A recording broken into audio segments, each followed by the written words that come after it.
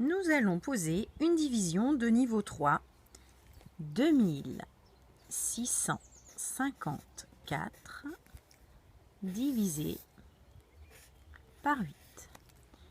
Unité de 1000, centaines, dizaines, unités. Pour commencer, je regarde si je peux diviser mes milliers, mes unités de 1000 par 8. Je n'en ai que 2, je ne peux donc pas les partager en 8. Je vais donc prendre milliers, unités de 1000 et centaines ensemble. Je vais donc partager 26 centaines en 8.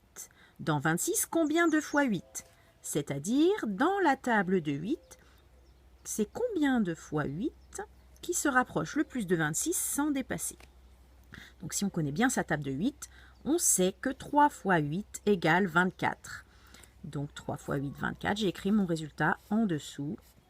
Et je vais calculer combien de centaines il me reste. 6 moins 4, 2. 2 moins 2, 0. Il me reste donc 2 centaines que je n'ai pas pu diviser. Mais je vais m'en occuper en leur mettant les dizaines avec. Donc j'ai donc 25 dizaines maintenant que je vais diviser par 8.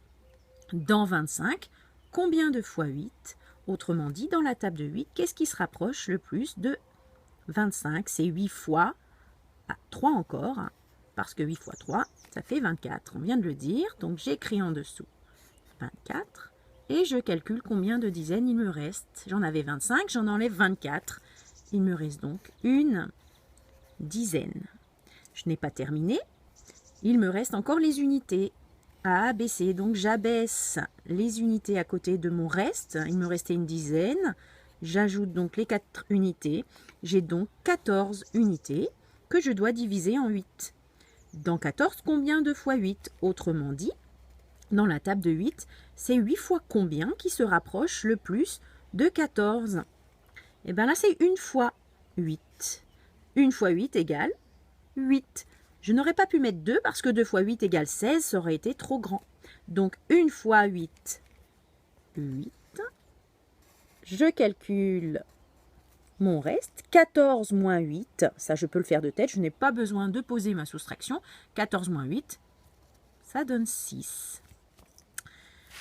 Je vais donc maintenant procéder à la vérification de ma division. Je vous rappelle, on a trouvé 331 en quotient. Je vais donc multiplier 331 par le diviseur qui était 8. Et ensuite, j'ajouterai 6 et je vais vérifier que ça me donne bien le dividende que j'avais au départ. Donc c'est parti. 331 multiplié par 8. 8 fois 1, 8. 8 fois 3, 24. Je pose 4, je retiens 2. 8 fois 3, 24, plus 2, 26. Je trouve donc 2648. Il faut maintenant que j'ajoute le reste, plus 6. 8 plus 6, 14. Je pose 4, je retiens 1. 4 plus 1, 5.